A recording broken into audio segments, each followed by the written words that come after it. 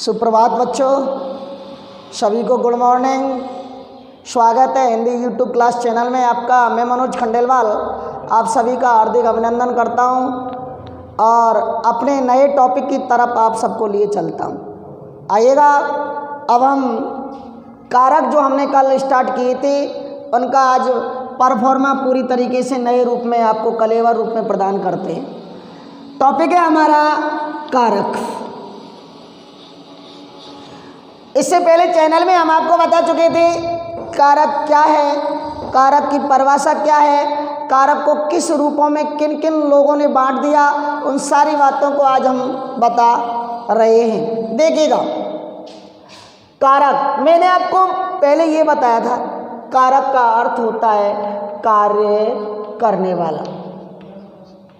अब आप इसे लिख सकते हैं। पहले एक टॉपिक पर मैंने आपसे कहा था कि आप इसे लिखना बंद कीजिए, क्योंकि मैं परिचयात्मक ढांचा प्रस्तुत कर रहा था। कार्य करने वाला, और ये भी बताया था कि कार्य करने वाला कर्ता भी होता था। क्या होता था? कर्ता भी होता था। इसलिए इसकी एक स्वतंत्र परिभाषा दी, जोड़ने वाला। क्या दी? जोड़ने वाला। जोड़ने वाला। तो जोड़ने वाले जो पद होते हैं, दो पदों को जोड़ने वाला, क्रिया का निष्पादन, क्योंकि क्रिया का कार्य करने वाला तो कौन होता है? कर्ता होता है। कौन होता है? कर्ता। लेकिन जो पदों को जोड़ने का जो योजक शब्द है, उनको जोड़ने का जो कार्य करता है, उसे अपन क्या कहते हैं? कारक कहते हैं। क्या कहते हैं?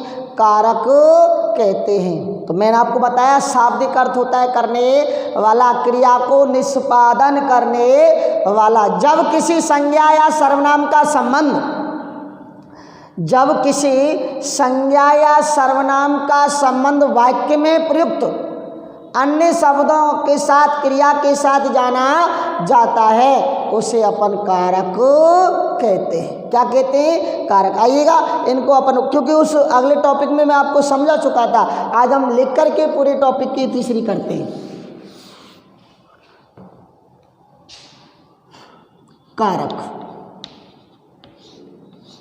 शाब्दिक अर्थ,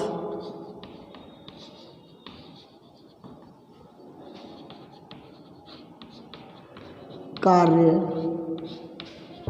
करने वाला। मैंने आपसे यही कहा था कि हर चीज़ ऐसी नहीं होती कि लिख करके समझाई जाए। हर चीज़ लिख करके नहीं समझाई जाती, क्योंकि इसलिए आप मनोयोग रूप से अगर जुड़े हुए होंगे अगले पहले वीडियो में तो आपको पता लग जाएगा। मैं आपको बता चुका था कि कर्ता का अर्थ भी कार्य करने वाला होता है, इसलिए इसका स्वतंत्र अर्थ दिया, कारक का अर्थ दिया था। कार्य करने का, जो जोड़ने का कार्य करने वाला होता है, वह कारक कहलाता है। क्या कहलाता है? कारक कहलाता है। और देखिए, जब अपन इसे थोड़ा और डिफाइन कर लेते हैं। जब किसी संज्ञा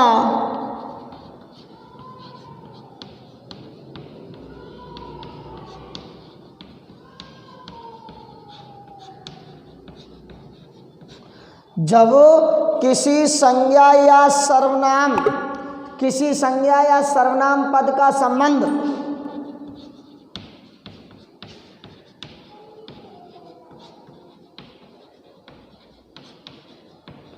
संज्ञा या सर्वनाम पद का संबंध वाक्य में प्रयुक्त अन्य शब्दों,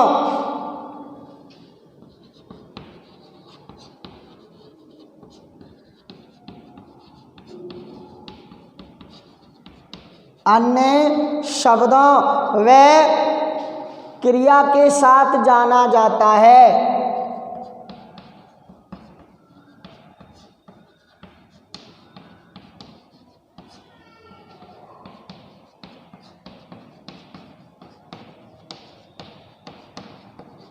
उसे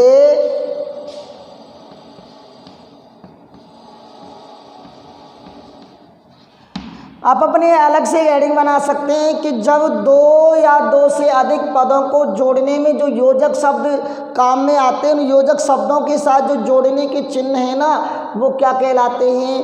कारक कहलाते हैं। स्वतंत्र रूप से इसका अर्थ दिया, शाब्दिक अर्थ दिया, जोड़ने वाला। क्या दिया? जोड़ने वाला। तो इसका अर्थ आप समझ गए होंगे। अब अपन नेक्स्ट शब्द पर चलते हैं। और वो है विभक्ति। क्या है भाई साहब? वो विभक्ति कि कारक को प्रकट करने के लिए, कारक को प्रकट करने के लिए प्रयुक्त किया जाने वाले, कारक को प्रकट करने के लिए प्रयुक्त किया जाने वाला जो शब्द है, चिन्ह है, वो विभक्ति कहलाते हैं। अर्थात कारक का अर्थ बताने वाले, कारक की पहचान करने वाले जो चिन्ह हैं वो विभक्ति चिन्ह कहलाते हैं। कारक का अर्थ प्रकट करने वाले जो शब्द होते हैं, जो चिन्ह होते हैं, वो विभक्ति कहलाते हैं। देखें, कारक को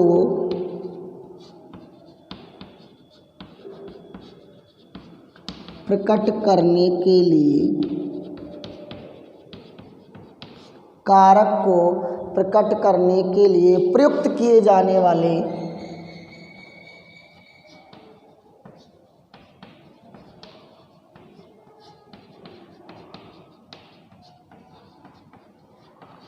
प्रयुक्त किए जाने वाले चिन्ह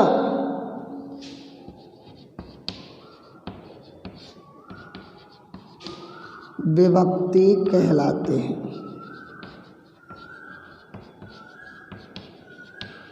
विभक्ति कहलाते हैं। यहाँ तक। अब देखो इसके अलग नाम भी थे। आपने एक नाम दिया परसर्ग, एक नाम दिया विभक्ति चिन्ह, और अपन इसे एक कारक चिन्ह के नाम से भी जान सकते हैं। किस नाम से जान सकते हैं? परसर्ग के नाम से, विभक्ति चिन्ह के नाम से, और कारक चिन्ह के नाम से भी हम इसे जान सकते हैं। तो यहाँ हमने कारक की परिभाषा बताई, विभक्ति की परिभाषा बताई। अब देखिए थोड़ा आगे चलते हैं।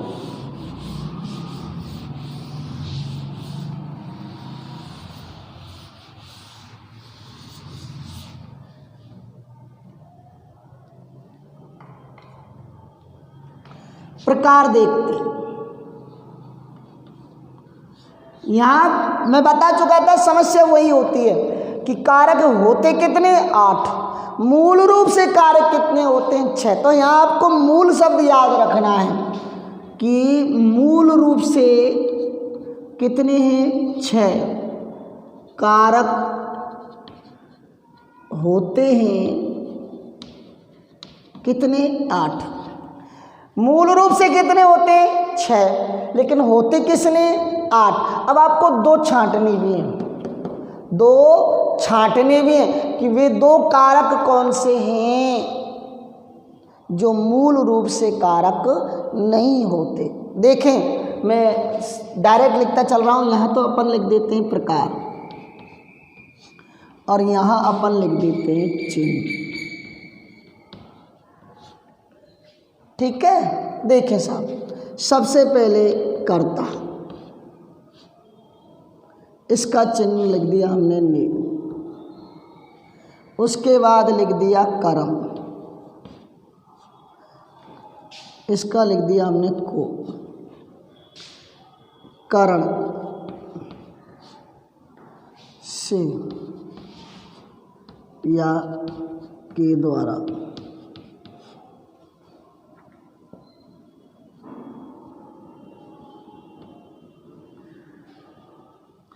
संप्रदान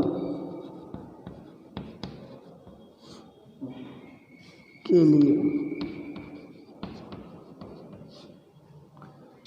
अपादान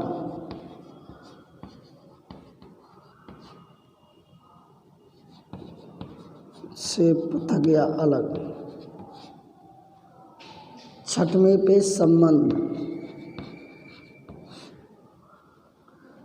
का के की रा रे री ना ने नी। अधिकरण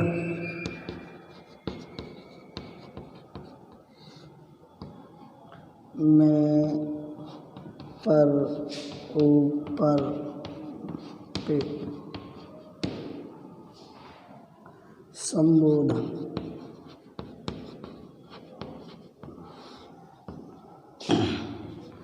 ए रे अरे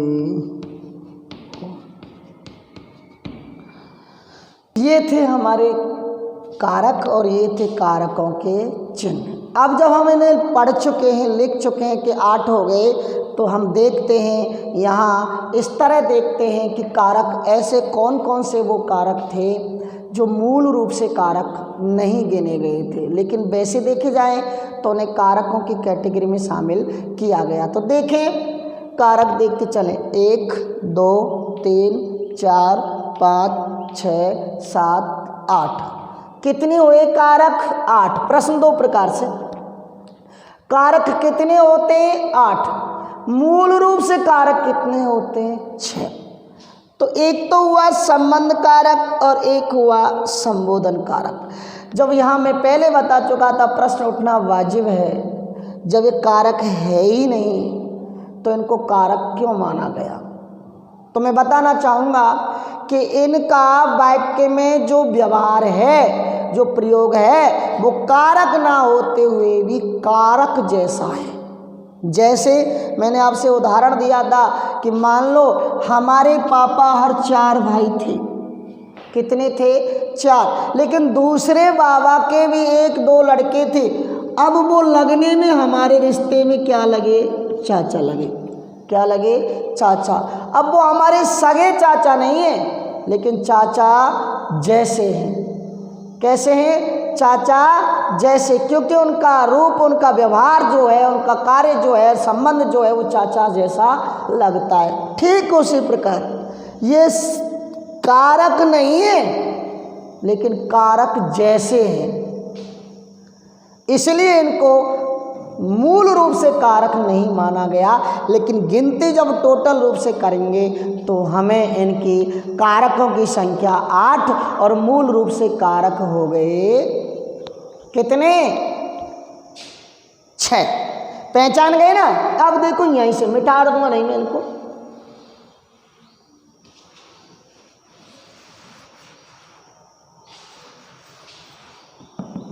ये देखो अब पहले तो अपन मूलभूत रूप में इनकी बात कर चुके थे कि मैंने आपको क्या कहा था कि यहाँ में ना कुछ शर्त मैंने आपको बताई थी, वो आपको लिखनी है। वैसे तो मैं अभी पहले वीडियो में बता चुका था, लेकिन आपने नहीं लिखी होंगी शायद। पहली शर्त मैंने आपको बताया था कि प्रत्येक कारक की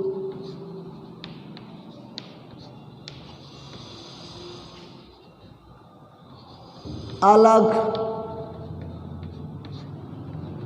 विभक्ति होती है।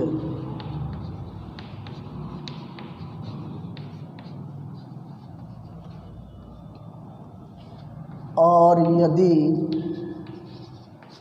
2 कारकों की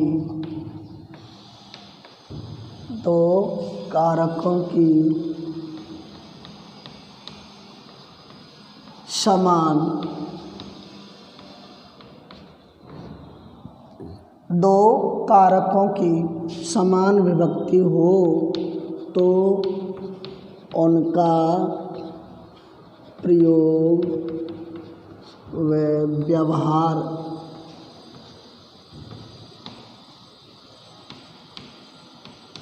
अलग अलग होगा। एक शर्त तो आपको ये रखनी थी साहब। दूसरी शर्त ये थी कि 2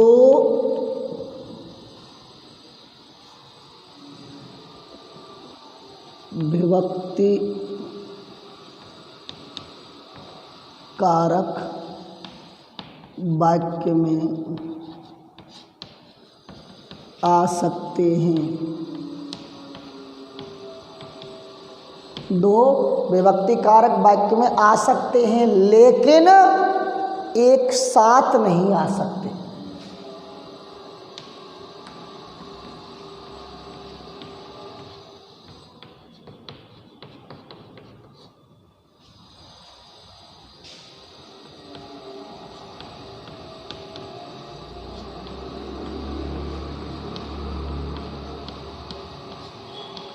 ये शर्त जब अपन लिख लेंगे, जब अपन अगले अपने टॉपिक पर चलेंगे साल, कि प्रत्येक कारक की अलग विभक्ति होती है, लेकिन यदि दो कारक की समान विभक्ति हो भी जाएं तब भी उनका व्यवहार अलग अलग होगा। ये मैं आपको बता चुका था और अपने एक एक टॉपिक जब पढ़ेंगे उसमें स्पेशल इसी चीज़ की तरफ चर्चा करते चलेंगे, तो उनका व्यवहार अलग होगा। और दूसरा था कि दो विभक्ति कारक जो होते हैं, दो कारक वाक्य में आ सकते हैं, खूब आते हैं, लेकिन एक साथ दो विभक्ति कारक नहीं आ सकते। अब देखो मैं एक जैसे वाक्य लिख देता हूँ, उसके बाद अलग अलग चलेंगे, क्योंकि मुझे एक तीसरी शर्त भी लिखनी है।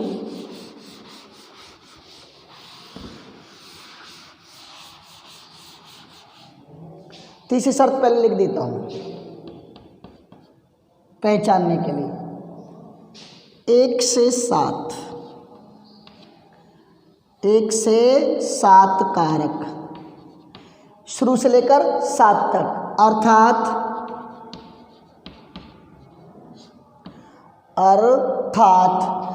कर्ता से लेकर अधिकरण कारक तक विभक्ति चिन्ह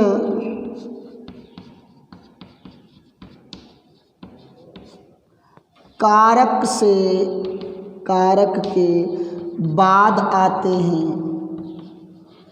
जबकि संबोधन कारक से पहले चिन्ह आता है।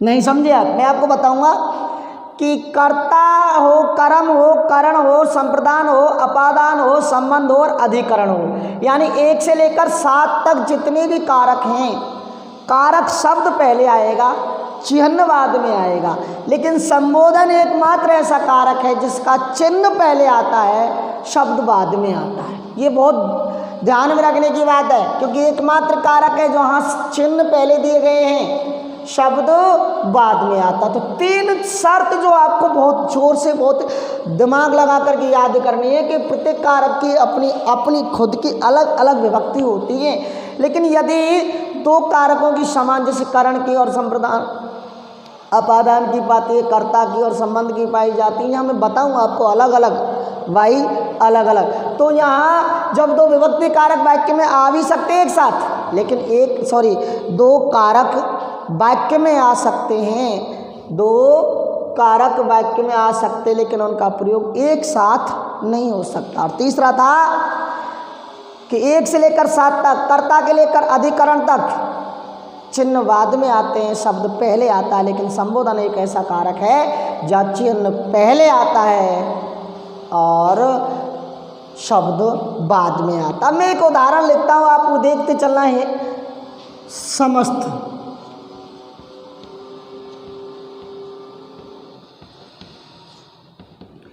हे लक्ष्मण, राम ने युद्ध भूमि में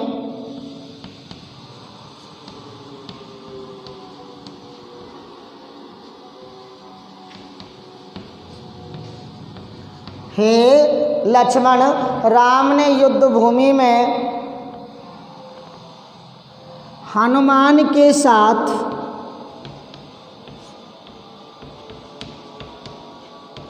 पूरा वाक्य देखना।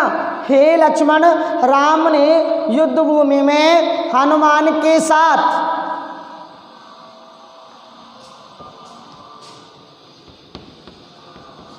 लंका से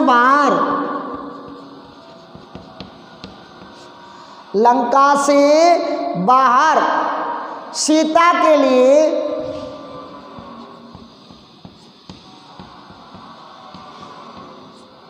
बाण से रावण को मारा।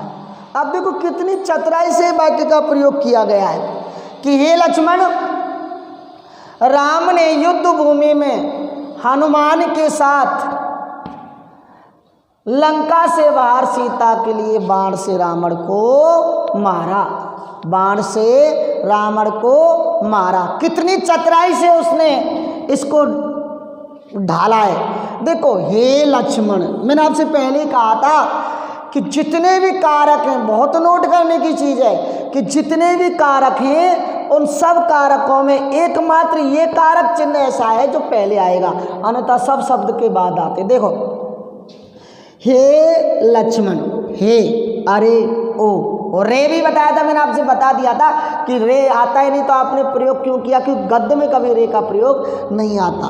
हे तो ये कौन सा हुआ साहब? संबोधन। ध्यान सुन लेना, संबोधन।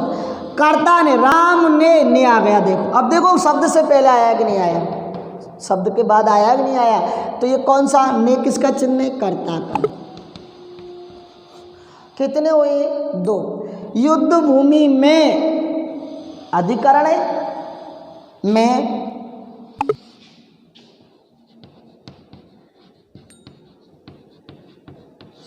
अधिकरण कारक। हनुमान के साथ काकी के, काकी के। अब देखो, इसे अपन थोड़ा पीछे लेते ना, बाद में देखेंगे। लंका से बाहर से आ गया, से आ गया, से करण का भी है और अपादान का भी है, लेकिन बाहर अलग हो रहा है तो कौन सा कारक है? अपादान। सीता के लिए संप्रदान आ गया, बाण से करण कारक आ गया, रावण को कर्म कारक आ गया, और यहां कौन सा कारक आया? संबंध कारक। देखो, 1, 2, 3, 4, 5, 6, 7 और 8, यानी कि एक ही वाक्य में, देख लो आप, एक ही वाक्य में 8 कारकों का समावेश विद्वानों ने बड़ी खूबसूरती के साथ कर दिया। ज़्यादा लाइन में आपको कहीं भागने की आवश्यकता नहीं पड़ेगी। हे लक्ष्मण, राम ने युद्ध भूमि में हनुमान के साथ लंका से बाहर सीता के लिए बाण से रावण को मारा। हे लक्ष्मण, हे लक्ष्मण, राम ने युद्ध भूमि में हनुमान के साथ लंका से बाहर सीता के लिए बाण से रावण को मारा। तो 8 के 8 कारक इसमें दे दिए गए थे।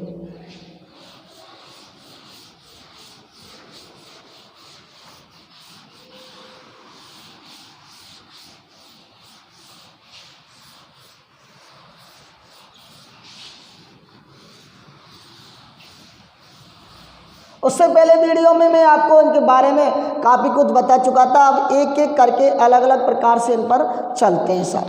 तो डाल लेते हैं सबसे पहले कर्ता कारक।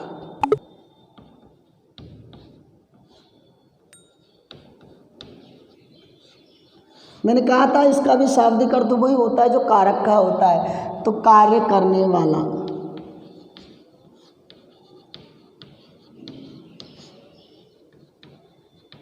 क्रिया का कार्य करने वाला जो होता है वो कौन होता है?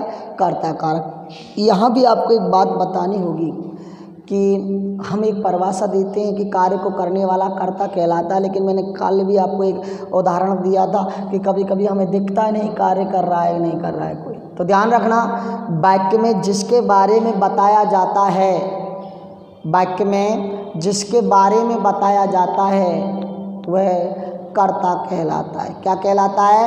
कर्ता कहलाता है। क्या कहलाता है? कर्ता कहलाता है। अब इसके बारे में अपन थोड़ा सा लेवल के हिसाब से लिख लेते हैं कि क्रिया करने वाले को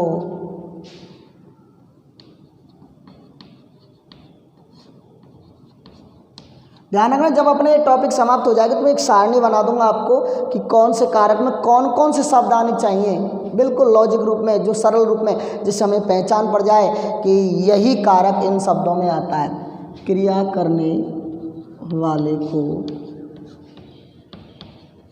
व्याकरण में कारक कहते हैं। क्रिया करने वाले को व्याकरण में क्या कहते हैं? कर्ता कहते हैं। क्रिया करने वाले को व्याकरण में कर्ता कहते हैं। क्या होता है इसका चिन्ह? कर्ता कारक का चिन्ह ने होता है। एक चिन्ह और होता है, मैंने बताया था वीडियो में आपको, कौन सा होता है बताओ?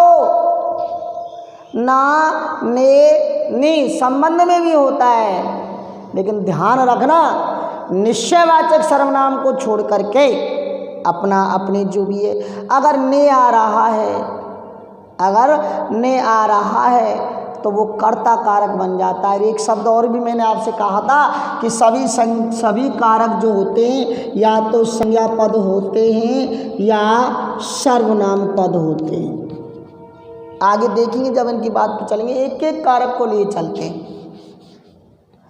इसका चिन्ह जो होता है ने होता है, ये संज्ञा या सर्वनाम ही होता है। मैं पहले बता चुका था कि प्रत्येक कारक जो होता है या तो संज्ञा पद होगा या सर्वनाम पद होता है। प्रत्येक कारक, अब इसकी अलग से लिखने की कोई आवश्यकता नहीं होती। जब मैंने कह दिया कि प्रत्येक कारक संज्ञा होता है या सर्वनाम होता है, उसे अलग से नोट डाल करके वैसे भी लिख देंगे कि प्रत्येक कारक संज्ञा होता है या सर्वनाम होता है। और क्रिया से तथा क्रिया से इसका संबंध होता है। क्रिया से इसका संबंध होता है। विभक्ति का प्रयोग, ध्यान रखना, विभक्ति का प्रयोग, विभक्ति का मतलब यहाँ ने टोटल विभक्ति नहीं, केवल कर्ता कारक की बात बता रहा हूँ। तो ने विभक्ति का प्रयोग सकर्मक क्रिया के साथ ही होता है। जैसे भाई मैं कहूँ कि राम ने खाना खाया, क्या खाया? खाना। अब राम खाता है। अब जब कर्म नहीं है ना, कर्म नहीं, अकर्मक क्रिया, तो ध्यान रखना सकर्मक क्रिया के साथ, सकर्मक क्रिया के साथ ने विभक्ति कारक चिन्ह का प्रयोग होता है। और वह भी कौन से काल में होता है? भूतकाल में। कौन से काल में होता है? भूतकाल। अब वर्तमान में कैसे करोगे? राम खाना खा रहा है, ये वर्तमान है, साइलेंट है ना। राम खाना खाएगा। अगर मैं यूँ लिख दूँ राम ने खाना खाया, तो सकर्मक क्रिया में भी केवल और केवल भूतकाल में ही ने कारक चिन्ह का प्रयोग होता है। लिख देता हूँ, बाद में मैं आपको ये भी बताऊंगा कि ने कारक चिन्ह ने है, उसके बाद ही भूतकाल भी नहीं है, फिर भी प्रयोग हो रहा है। वो सारी चीज़ें मैं आपको बताऊंगा। तो इसका लिखें, ने विभक्ति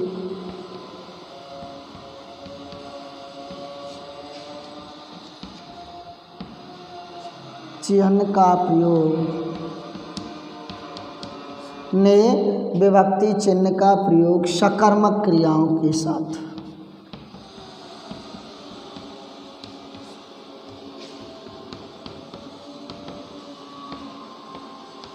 भूत काल में होता है। भूत काल में होता है, सकर्मक क्रियाओं के साथ भूतकाल में इसका प्रयोग होता है। अब उदाहरण देखो, जैसे राधा ने नृत्य किया, कियामिस कर चुकी, कियामिस कर चुकी। जब ऐसे के बाद जो टॉपिक आएगा ना काल, तब आपको और भी ज़्यादा समझ में आ जाएगा। जैसे मीरा ने गीत गाया,